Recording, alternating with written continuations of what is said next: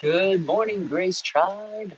I see there's a dozen or so folks waiting in the wings. I'm not sure I see the YouTube number on there, so y'all give me a heads up. Let me pull up my comments here. Let me know that you can hear me. Give me a 5x5. We won't be on very long this morning. I'm in a public cafe in Montmartre, France, and so let me know that you can hear me. Good morning, Donna. Great to see you. Nancy says, doing good, going to have surgery on your foot. Oh, in October. Okay, we'll be praying about that, Nancy. Great to hear you. Uh, Good morning, Sarah, 5x5. Donna says, wonderful. Great to see you. Sarah, great to see you. Nancy, thank you for being on. Claudia, good morning. Wonderful to see you. Just scrolling through the comments. Corey, good morning. Drinking your coffee. I just ordered. It is just afternoon. It's about 1:45 here in Europe, and I have I think it's a latte. Stacey ordered it for me as I was getting set up. You gotta love the coffee in France. So, very fun. Stacey is here. I'm going to show you. She's stealing some of my tart as I'm doing my live broadcast, as she should be. So, hope y'all are doing great. People are commenting. We are in France, Sarah. That's right. So, making some connections, enjoying some downtime, and not everything that we had planned is happening. Wasn't sure we were going to be able to do everything we would like to have done on this trip, just because of all of the craziness in the world. But what a treat that we get to be here, and we'll do what we can do. So anyway, it is wonderful to see you guys. I wanted to talk briefly, about a little bit of a follow-up from what we were discussing the other day. So I was talking about the habits and rituals that we are afforded from perspective of grace.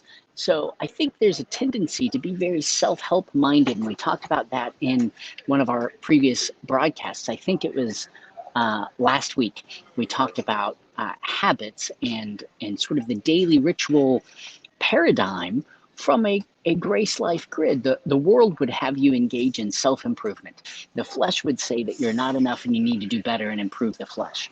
But God would say you're exactly who he wants you to be, and you get to grow up in who you already are. So instead of having habits to try to fix your life, we know that Christ is your life. Instead of having daily rituals to try to accomplish everything that you want for yourself and for your life, we know that God is the one who does everything that he wants in you and for you and through you as you depend upon him. So what do habits and rituals look like from a grace grid? Do we have to throw those out completely, or can we somehow take hold of what the culture is promoting in terms of habits and rituals, but do it in a way that is right and true from our life in Christ, already accomplished by grace, by his finished work on the cross?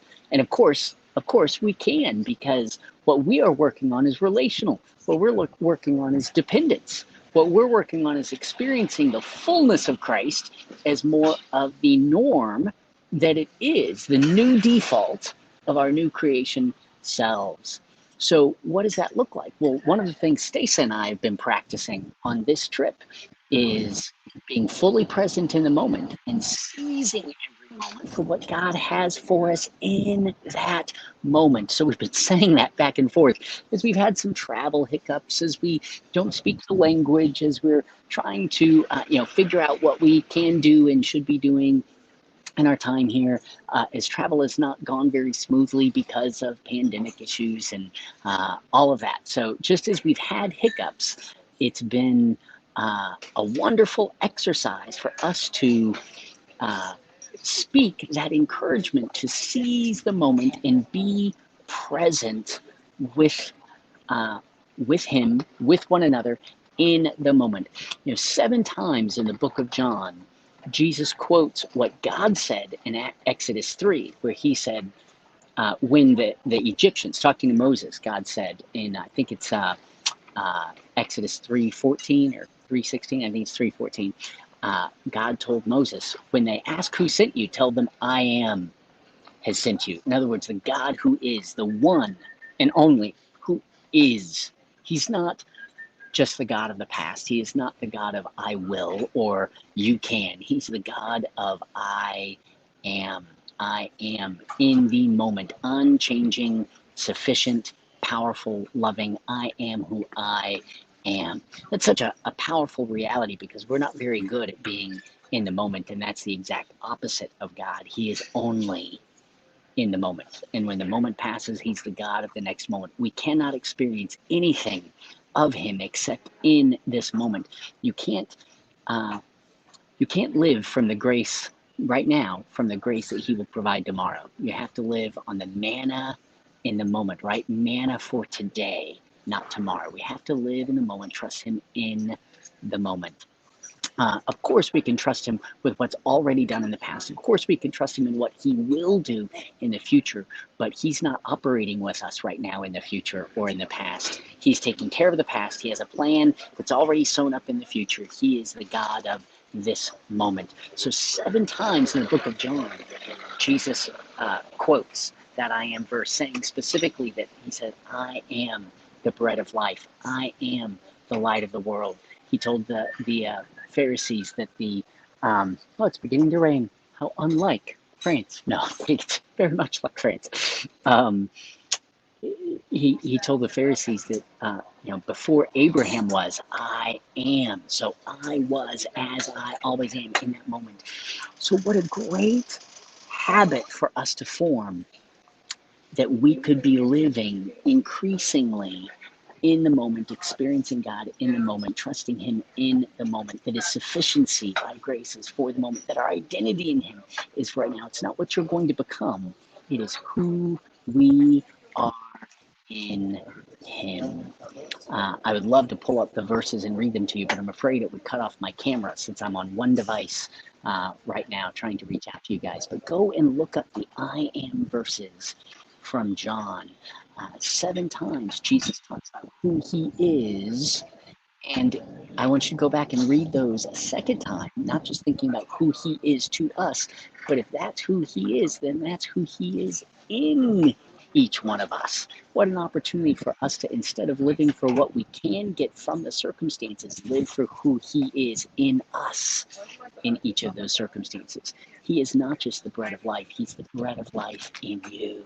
He is not just the light of the world, he's the light of the world in you. So guess what he's going to do through you? He's going to be the provider of what other people might need as you're available for him to be sufficient by grace for their sake through you. He's going to be the one who illuminates his life and his grace and his finished work, but he's going to do that through you. So everything Christ is, he is in you, so that you can be the portal of that life, that light, that provision, that sufficiency, that hope, that power, that significance, that security to a world that is desperately trying to become what Christ already is in the moment with you.